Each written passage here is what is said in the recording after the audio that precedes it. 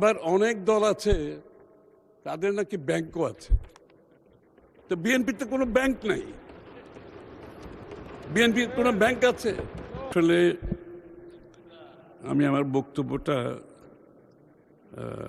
অন্যরকম একটা প্রস্তুতি নিয়েছিলাম বলার জন্য।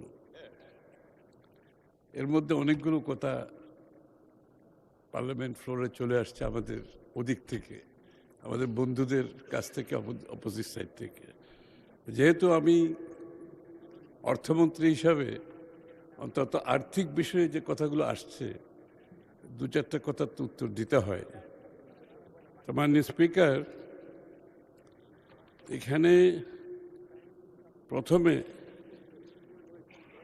বিএনপির সংসদ সদস্যদের অনেককে ঋণ খেলাপি হিসাবে আখ্যা দেওয়া হয়েছে, কিছু পরিসংখ্যানও এখানে দিয়েছেন। আমি আপনাদের অবগতির জন্য জানাচ্ছি, ঋণ খেলাপি, ঋণ পুনঃতফসিলীকরণ এটা ব্যবসা বাণিজ্য, ব্যাংকিং কালচারের মধ্যে সাধারণ প্রক্রিয়া। এটা বিএনপি আবিষ্কার করে নাই। যেদিন থেকে ব্যাংকিং ব্যবস্থা চালু হয়েছে বিশ্বে, সেই দিন থেকেই ঋণ তফসিলীকরণের ব্যবস্থা আছে এবং ভবিষ্যতে থাকবে। এটা কেন হয়, ঋণ তফসিলীকরণ কেন হয়, যারা ব্যবসা করেন তারা নিশ্চয়ই বুঝতে পারবেন। যেমন কোভিডের সময় মানুষের ব্যবসা বাণিজ্য ক্ষতিগ্রস্ত হয়েছে, সব ব্যবসায়ীদের, তাদেরকে ঋণ তফসিলীকরণ করতে হয়েছে, সরকারকে সহযোগিতা করতে হয়েছে। আমাদের এই যুদ্ধের সময়, আমাদের এই আন্দোলনের সময় অনেকের ক্ষতিগ্রস্ত হয়েছে, ঋণ তফসিলীকরণ হয়েছে। কিন্তু গত দীর্ঘ 17 বৎসরের বিএনপির আন্দোলন সংগ্রামে বিএনপির যারা ব্যবসায়ী আছে তারা কেউ ব্যবসা করতে পারে না। আমার তাদেরকে ব্যাংকের স্যাংশন করা লোন পর্যন্ত দেওয়া হয় না। লোন স্যাংশন হয়ে গেছে কিন্তু লোন দেওয়া হবে না।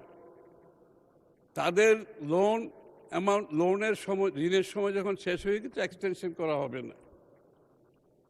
যত ধরনের বাধা বিপত্তি সৃষ্টি করা যায় ব্যাংকিং সিস্টেমে, এই বিএনপির নেতা কর্মীদের বিরুদ্ধে সেটা করা হয়েছে। মাননীয় স্পিকার, তাদের গ্যাসের লাইন কেটে দেওয়া হয়েছে, ইলেকট্রিসিটি লাইন কেটে দেওয়া হয়েছে।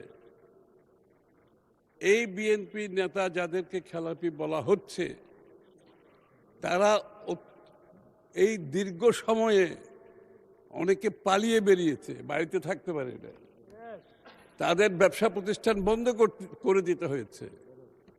অনেকে জেলের মধ্যে অবস্থান করেছেন। মাননীয় স্পিকার, এখন জেলে বসে ব্যাংকের ঋণ পরিশোধ করা কি এত সহজ ব্যাপার?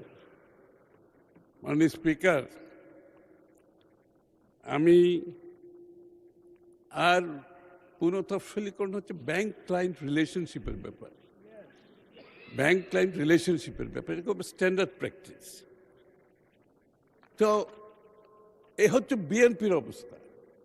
তারা কেন ঋণ খেলাপি হয়েছে, তাদেরকে কেন আজকে ঋণ খেলাপি হিসেবে আখ্যায়িত করা হচ্ছে। আবার অনেক দল আছে তাদের নাকি ব্যাংকও আছে। তো বিএনপিতে কোনো ব্যাংক নাই, বিএনপির কোনো ব্যাংক আছে? বাংলাদেশের এটা জনমুখে প্রচারিত, এটা সবার যারা আছে তাদের নাকি ব্যাংক আছে। তো তাদের যদি ব্যাংক থাকে তাহলে তাদের দলের সদস্যদের ঋণ খেলাপি হওয়ার তো সুযোগ নাই। মাননীয় স্পিকার,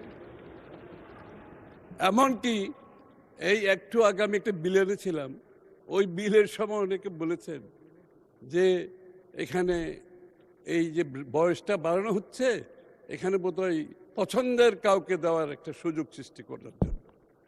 তা আমি বলছি, যাদের যেই দলের ব্যাংক আছে তারা তো তাদের পছন্দের ব্যাংকের চেয়ারম্যান বানিয়েছেন, তাদের পছন্দের ম্যানেজিং ডাইরেক্টর বানিয়েছেন, তাদের পছন্দের লোক নিয়োগ করেছেন, আবার তাদের অপছন্দের লোককে চাকরিচ্যুত করেছেন। এই কাজটি তো মাননীয় স্পিকার বিএনপি করতে পারবে না, সেই সুযোগও বিএনপির নাই।